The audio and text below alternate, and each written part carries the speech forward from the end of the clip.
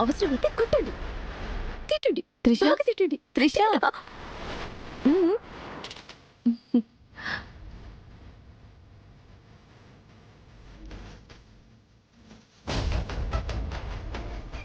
ఇదంతా నా ఊహ.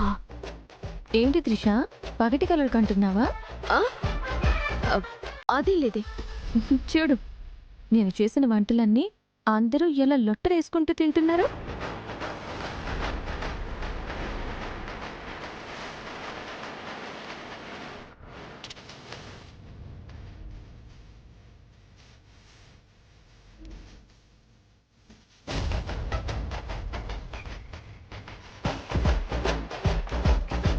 సుహాసిని గారు, ఏమో అనుకున్నా గాని మీ కొత్త కోడలు వంటలన్నీ ఇరగదీసేసిందండి.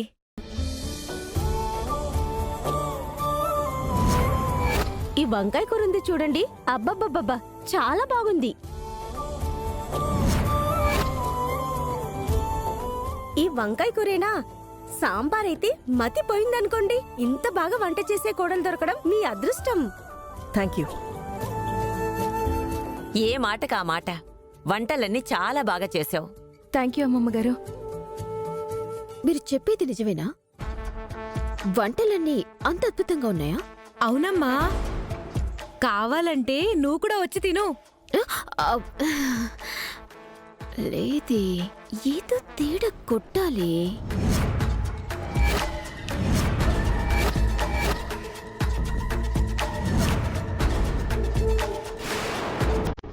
ఏ వంటలన్నీ చెడిపోవాలని నువ్వేమైనా చేసావా?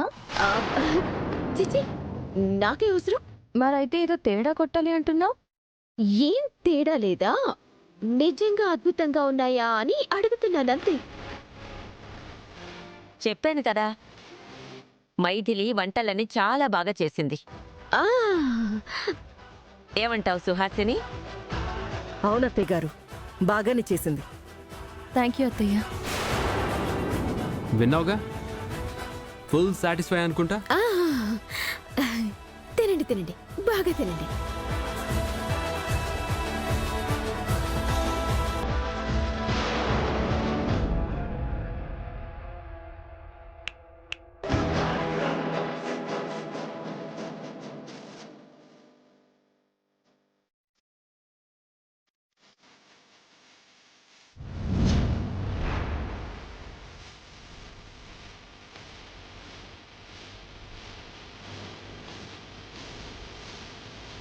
ఏంటి త్రిష, షాక్ అయ్యావా? నువ్వు ఎంతో కష్టపడి వేసిన మట్టిగడ్డలు భోజనంలోకి రాలేదేంటా అని ఆశ్చర్యపోతున్నావా? పిల్లకాకేం తెలుసు ఉండేలు దెబ్బ. ఈ మైథిలి కొడితే ఎలా ఉంటుందో మొదటిసారి రుచి చూసినట్టున్నావు. ఆ, ఏం మాట్లాడుతున్నావు? నేనేంటి మట్టి కలపడం ఏంటి? కలలేమన్నా కంటున్నావా? షటప్! నేను కిచెన్లో ఉండగా నువ్వు ఎసర్లో మట్టిగడ్డలు వేయడం నా కళ్ళారా చూశాను.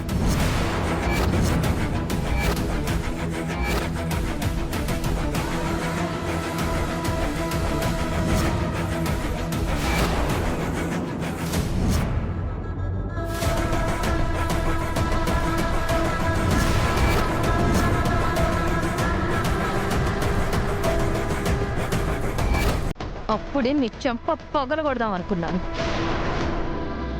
కానీ నన్ను అందరిలో అవమానపరుస్తుంటే చూసి ఆనందించాలి అన్న నీ కోరికని చావు దెబ్బ కొట్టాలనుకున్నాను.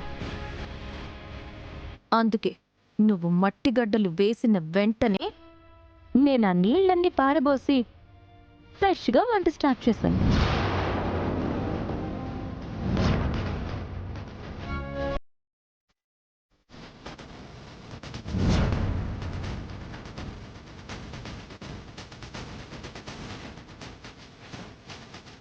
చూడు త్రిష, నిన్నటిదాకా నేను పరాయిదాన్ని, కానీ ఇప్పుడు మళ్ళీ నేను ఈ కుటుంబానికి కోడల్ని.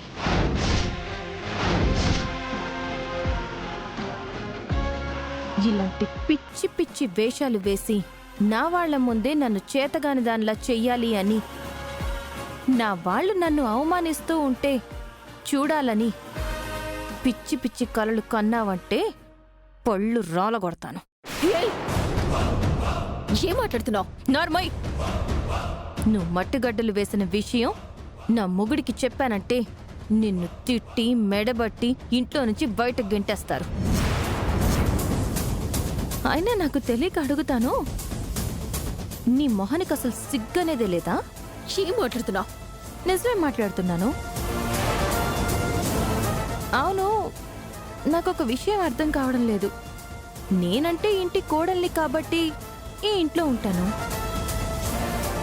అసలు నీకు ఈ ఇంటికి ఏంటే సంబంధం? ఇంకా ఈ ఇంటిని జిడ్డులాగా పట్టుకుని వేలాడుతున్నావు. నీకు ఏమాత్రం సిగ్గు పౌరుషం అనేదే ఉంటే వెంటనే నా ఇంట్లో నుంచి బయటికి పో.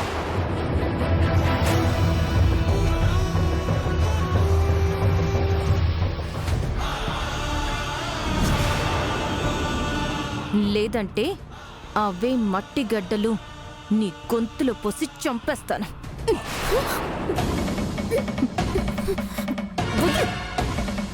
మైథిలి, వదిలు మైథిలి.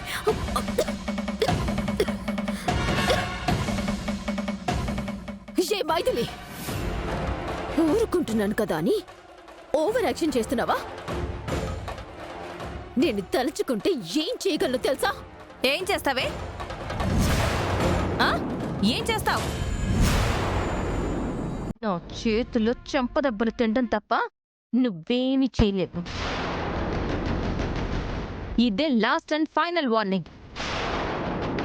ఇక మీదట నాకు, నా కుటుంబ సభ్యులకి మధ్య గొడవ పెట్టాలని చూసినా, నా వాళ్ళ దగ్గర నన్ను చులకన చెయ్యాలని చూసినా చంపేస్తాను. జాగ్రత్త.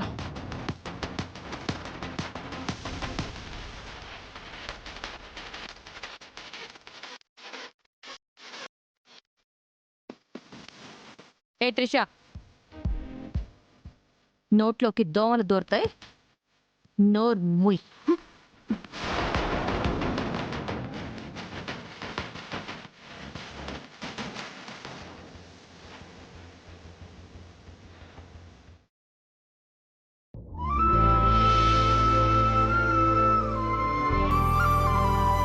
మహాలక్ష్మిలా ఉన్నావు. వంటలు భలే చేశావు. సుహాసిని గారు, మీ కొత్త కోడలు చేతి వంట తినడం అదృష్టమండి. వంటలు అద్రగొట్టేసింది. మీరు చాలా అదృష్టవంతులు. Thanks aunty. ఇదిగోండి తాంబూలం తీసుకోండి.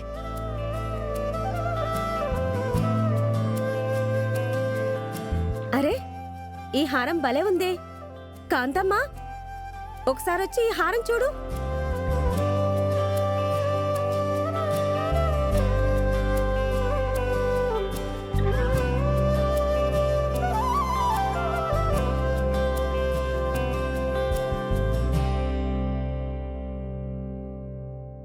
ఈ హారం చాలా బాగుంది. ఇప్పటిదాకా గమనించలేదు. అచ్చం ఇలాంటిదే 24 క్యారెట్స్తో చేయించి మా షాప్లో పెడతాను. కానీ ఇప్పటిదాకా కుదరలేదు. ఇది ఎలాగో గిల్టు నగే కాబట్టి దీన్ని ఒక్కసారి నాకిచ్చావంటే మా ఆయనకు చూపించి ఇటువంటిదే చేయించి షాప్లో పెట్టేస్తాను. అయ్యో, మీరు పొరపాటు పడుతున్నారంటీ. మీరు అనుకుంటున్నట్టుగా ఇది గిల్ట్ హారం కాదు, బంగారపు హారం. ఏంటమ్మాయి, తమాషా చేస్తున్నావా? బంగారు నగలు చేయడం మా ఆయన ప్రొఫెషన్. 20 సంవత్సరాల నుంచి బంగారం షాప్ నడుపుతున్నాం. అలాంటిది ఒరిజినల్ నగలేవో గిల్ట్ నగలేవో మాకు తెలియదు అనుకుంటున్నావా?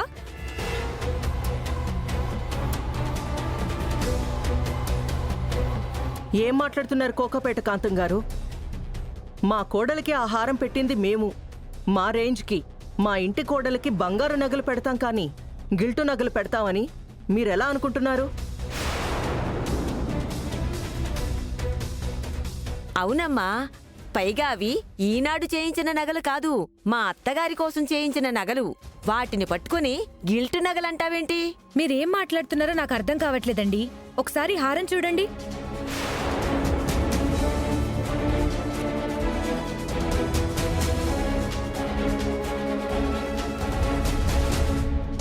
ఇక్కడ డిజైన్ విరిగిపోయిందేంటి?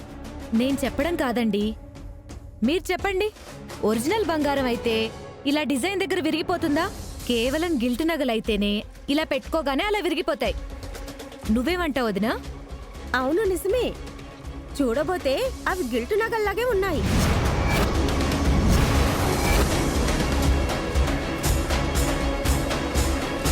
అనుకున్నా, నేను ముందే అనుకున్నా. వీళ్ళమ్మ నగలు తయారు చేసే వెంకటేశం దగ్గరికి వెళ్ళినప్పుడే నాకు అనుమానం వచ్చిందంటీ.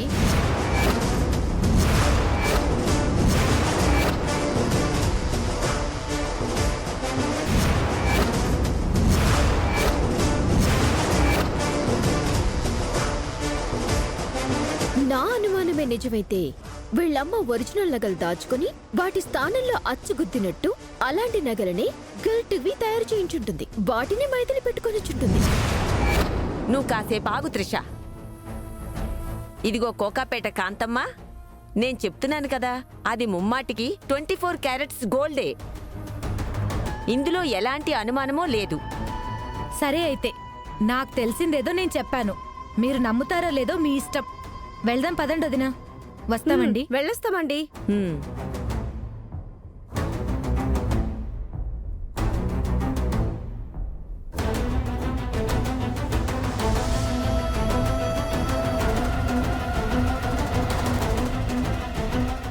ఏమైంది మైథిలి? త్రిష చెప్పింది నిజమా? మీ అమ్మ నగలు తయారు చేసి వెంకటేశాన్ని కలిసిందా? వెళ్ళింది అత్తయ్య గారు.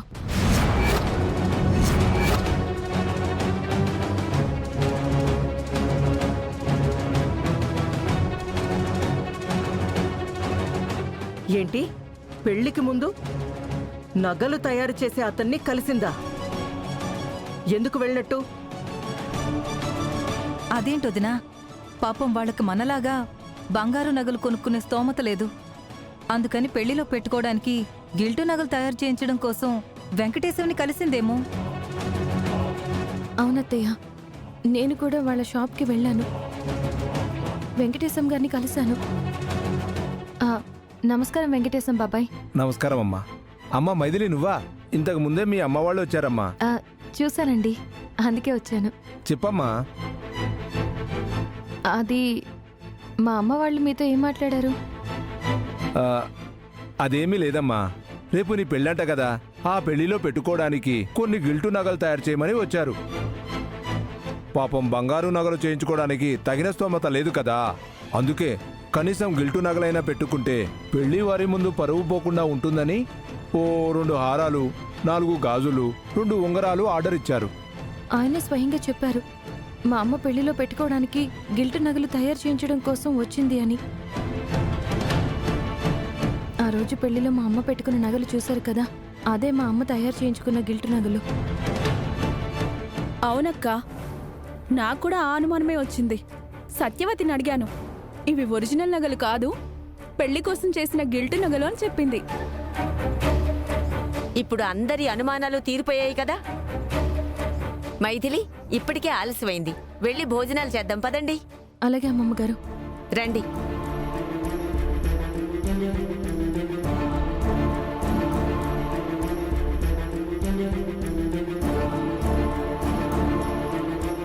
అమ్మ నిజంగానే గిల్టు నగలు తయారు చేయించడానికి వెంకటేశం గారిని కలిసి ఉంటుందా, లేదంటే వీళ్ళందరూ అనుమానిస్తున్నట్టుగా ఒరిజినల్ నగలు దాచేసి వాటి స్థానంలో గిల్టు నగలు చేయించిందా? అమ్మో, అదే జరిగితే ఇంట్లో ఎవరూ నన్ను క్షమించరు. ఇప్పుడెలా, ఏం చేయాలి?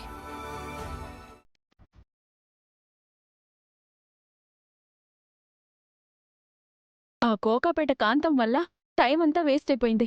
పాపం ఉత్తమ్కి బాగా ఆకలిస్తున్నట్టుంది, త్వరగా తీసుకెళ్ళాలి. అవును, వాడు నీ చేతి వంటే తింటాడు. నువ్వు వడ్డిస్తేనే తింటాడు. నువ్వు తప్ప ఎవరు వడ్డించినా తినడు, ఎవరు వండినా తినడు. మరి ఈరోజు అలవాట చిన్నప్పటినుంచి గోరు ముద్దలతో అలవాటు చేసింది. పెళ్లి వయసు వచ్చినా కూడా సులోచనే వండాలి, సులోచనే పెట్టాలి. మరీ అలా అనుకు వదినా, నా బంగారు తండ్రికి దిష్టి తగులుతుంది. సరే, త్వరగా వెళ్దాం పదండి. పదండి.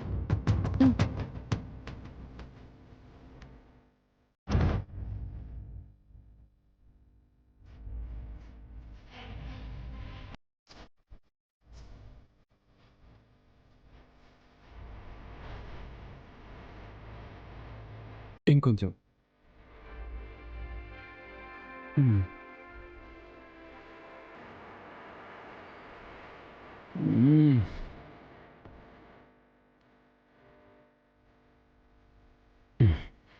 సూపర్, అద్భుతం, అద్దిరిపోయింది. వంట చేసింది ఎవరు? నా పెళ్ళాం కదా. అక్క విన్నావా మొత్తం ఏమన్నాడో? విన్నాను సులోచన. వంట చేసింది నా పెళ్ళాం కదా, వంట అద్దిరిపోయింది అన్నాడు.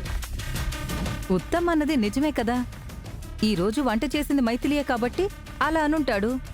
అంతే అంతే, అందుకే అలా అనుంటాడు. సరే, వంట చేసింది కాబట్టి అలా అనుంటాడు. రోజు సులోచన పెడితే తప్ప తినని ఉత్తమ్ ఈరోజు పెళ్ళం వడ్డించగానే ఎందుకు తిన్నట్టు?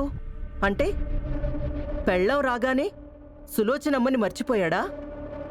అవునక్క, ఇదే ఉత్తమ్ ఒకప్పుడు నేను కాకుండా వేరే వాళ్ళు వడ్డిస్తే ఏమన్నాడో తెలుసా?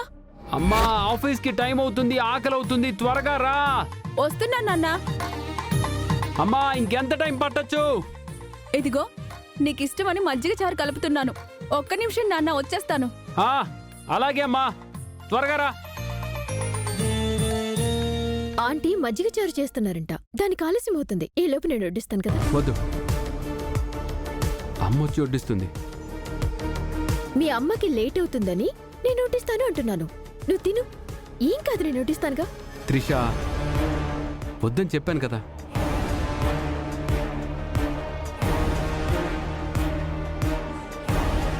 నాకు చిన్నప్పటి నుంచి మా అమ్మ చేత్తో వడ్డిస్తేనే తినడం అలవాటు. ఎంత ఆలస్యమైనా పర్వాలేదు, మా అమ్మ రావాలి, వడ్డించాలి, అప్పుడే నేను తినాలి.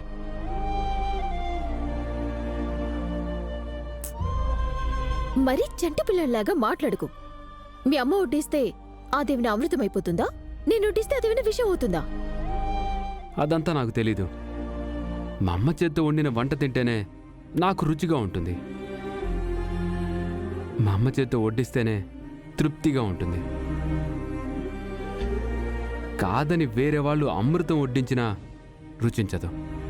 సారీ, తప్పుగా అనుకోకు. అప్పుడేమో అమ్మ వడ్డించకపోతే అమృతమే విషంతో సమానం అని అన్నాడు. ఇప్పుడేమో పెళ్ళం వడ్డించగానే అమృతం అంటున్నాడు. ఏంటక్క, ఇంతలోనే అంత మార్పొచ్చింది?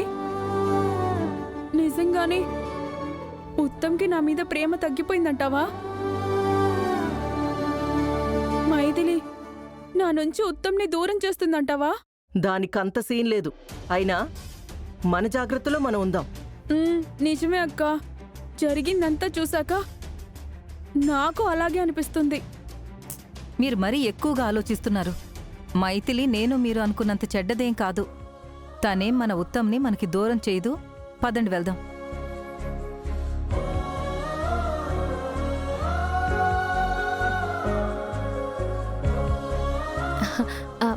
రండి, భోజనం చేశాక స్వీట్ తింటే బాగుంటుంది. తెమ్మంటారా? వద్దులే అమ్మా, ఇందాక నీ వంటలకి సగం, ఇప్పుడు నువ్వు వడ్డించడం, మీ ఆయన లొట్టలు వేసుకుంటూ తినడం చూడగానే నా కడుపు ఇంకా నిండిపోయింది. నిజానికి ఆయన మీకోసమే ఎదురు చూస్తానన్నారు. మా అమ్మ వడ్డిస్తే తప్ప తినను అన్నారు. ఆలస్యమైంది కదా అని నేనే వడ్డించాను. రేపటి నుంచి మీరే వడ్డించండి అత్తయ్య. పర్వాలేదమ్మా, నిన్నటిదాకా నువ్వు లేవు కాబట్టి వడ్డించాను. ఇప్పుడు నువ్వు భార్యవి, నువ్వున్నావు కదా, నువ్వు వడ్డించడమే న్యాయం. ఏమంటావక్క? నిజమే, ఎవరైనా కట్టుకున్న భార్య తర్వాతే కదా. అమ్మా ప్లీజ్, అలా మాట్లాడుతుంటే నాకు ఏదోలా ఉంది. అవునత్తయ్య గారు, ఈరోజు నేను ఆయనకి భార్యని. కానీ మీరు పుట్టినప్పటి నుంచి కంటికి రెప్పలా కాపాడుకుంటున్నారు. ప్రాణానికి ప్రాణంలా పెంచుకున్నారు. మీ తర్వాతే ఎవరైనా. వదినా, కూర్చో. నువ్వు కూడా కూర్చో, కూర్చో.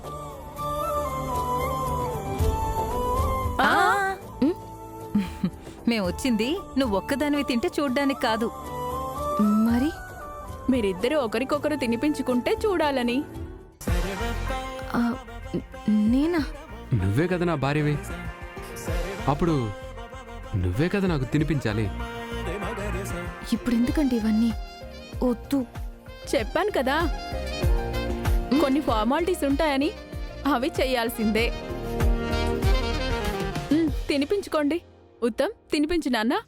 నాకోకే అమ్మా, తినిపించేస్తాను.